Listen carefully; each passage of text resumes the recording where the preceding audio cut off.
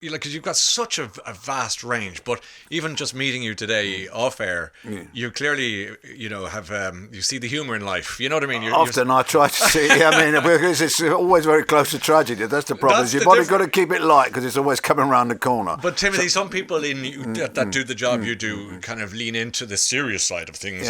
In real life rather than the humorous side of things. I get the sense that you got a great sense of humour and you're happy to do all sorts. Well, of somebody things. said to me the other day, and wasn't aware of it, that I've recently done a lot of heavy drama. I did The Sixth Commandment, which was a big, very serious thing, and then the Wolf Hall I was in, and then a couple of, and I thought, oh blimey, it's funny how people get a view of what you don't have that general view of yourself. It's you do what you do. It's perception of viewers because I saw you in Wicked Little Letters, and you're a nasty piece of work. Very in that, nasty. like really nasty. And poor Jessie Buckley, my fellow countrywoman, and Olivia Colman. If you haven't seen that film, by the way, watch it this weekend.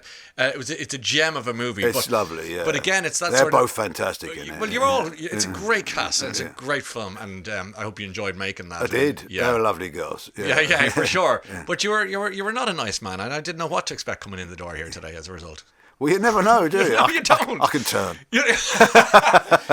It's credit to you. You're obviously still good at what you do, though. I just don't know what's coming through the door. Well, you've got to try and keep people guessing. Yeah, that's for sure. Do you have a preference? Do you like the lighter end of things and having a laugh, or do you prefer to? Because you're in Hamlet coming out. You're Polonius. I am indeed. Yeah, that's another bit. That's another heavy one. But I think, to me, obviously.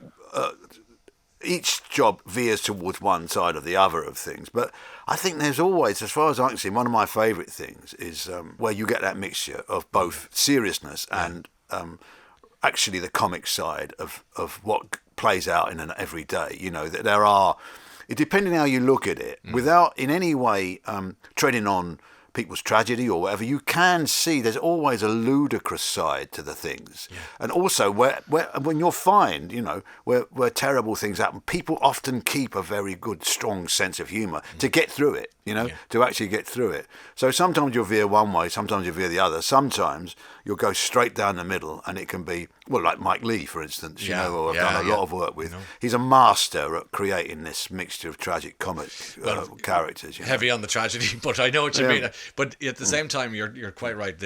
Very often the funniest moments can come from the darkest corners. Yeah, and also that amazing thing of bathos, where you get something that's all set up to be the most tragic thing, and somebody says something that completely tips it on its head because it's ludicrous, or it's become inappropriately sentimentalized by somebody who doesn't quite get it,